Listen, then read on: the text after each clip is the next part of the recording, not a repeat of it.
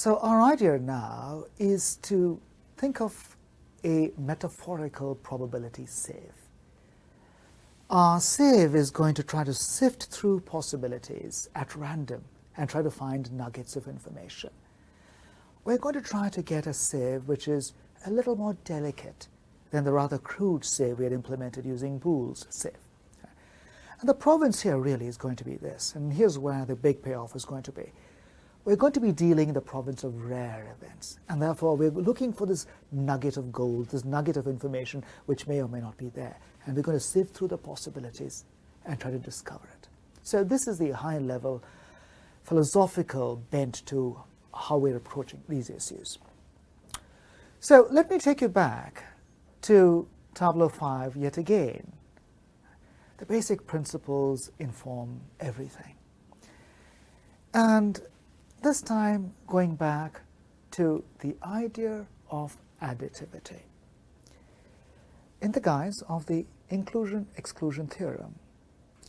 When I teach my live classes, my students joke that I invariably talk about the importance of additivity, and I encourage my students to, when they wake up in the morning, to genuflect reverently 3 times in the direction of that magnificent principle. So I should exhort you to do the same. Additivity is this guiding principle which I've oft repeated, which is at the heart of mathematics. In the guise of inclusion-exclusion, here is an identity we had discovered. We discovered that the probability of a disjunction, of the union of 2 events, could be written as the sum of the event probabilities from which you take away the probability of the conjunction or the intersection. And visually, from a Venn diagrammatic point of view, it's quite clear what's going on. The union on the left talks about the 2 blobs put together. On the right, we first add up the individual probabilities of those 2 pieces, and then we find we've overcounted, we've overcompensated. The lens in the middle was counted twice, and so we promptly subtracted once, and Bob's your uncle, you've got an identity. Now, in a dangerous bend individual lecture in Tableau 5, this was the lecture titled Something to Ruminate On, we tried to extend this principle to 3 events. Now, I can have no compunction whatsoever about showing you a dangerous bend segment, because this entire part is a dangerous bend tableau. So here's the identity we've discovered. If you need to go back to Tableau 5 to look at this lecture again, to remind yourself of whence this came. The identity said that the probability of the union of 3 events could be decomposed as follows: as a sum of event probabilities, from which you subtract various possibilities for the conjunctions of events 2 at a time, and then you add back the probability of the conjunction of all 3 events, the intersection of all 3 of them. If we were to extract a general principle here, it is this: add odds, subtract evens. Let's immediately take this epiphany and extract a deeper, richer principle out of this. So, notice I've given you 2 inclusion-exclusion identities, and this time grouped in pieces, in segments, where it makes clear this idea of adding odds and subtracting evens. We are now looking forward to extending this principle, not just to 3 or 4 events, but to a generic number n of events, and we want to say something about the probability, the union of all of them. Now, the inclusion-exclusion principle in its guises when we had n equal to 2, n equal to 3, such as the importance of grouping in odds and evens. Let's promptly introduce a little notation to capture this. Right. So let us write S1 for the sum of the individual event probabilities, the probability of A1 plus the probability of A2 through the probability of AN. Let's write S2 for the sum of the probabilities of the intersections of the events 2 at a time.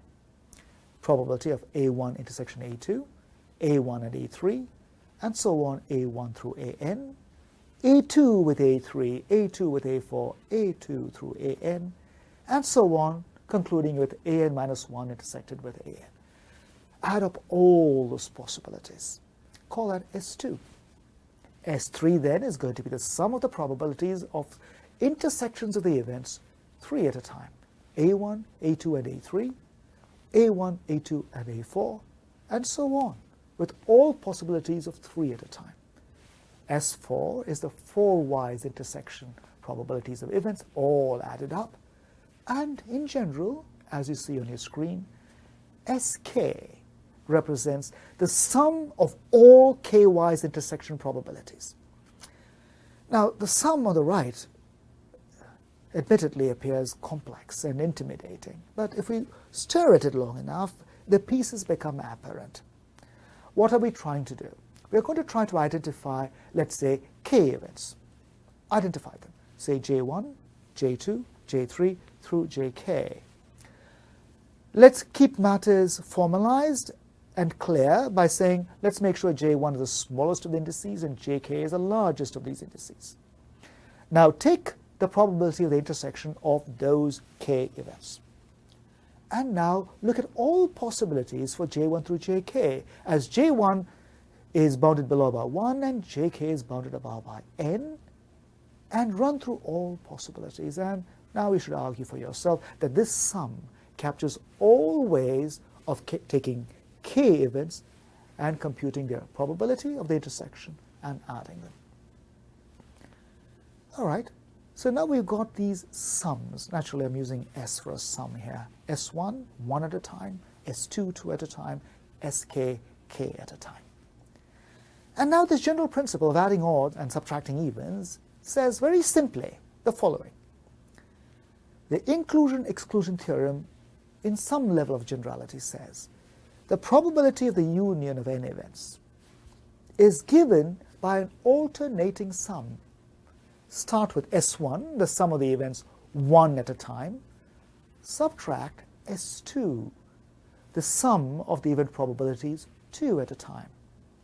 Add back S3, the sum of the event probabilities 3 at a time, and you go on in this alternating sum, adding and subtracting, and finally you add or subtract Sn, which has got only one probability, the probability of the intersection of all of them. We notice that when n is even, the last term is going to be negative, and when n is odd, the last term is going to be positive, and that explains the minus 1 to the power n minus 1. When n is even, you get a negative number. When n is odd, it becomes positive. Now, I'll call this the baby version of the theorem. Of course, that should have given you a clue that a stronger industrial strength version is lurking in the background. Before you launch into a proof of this, let's extract the general version, because the proof is not going to be materially harder in a more general form.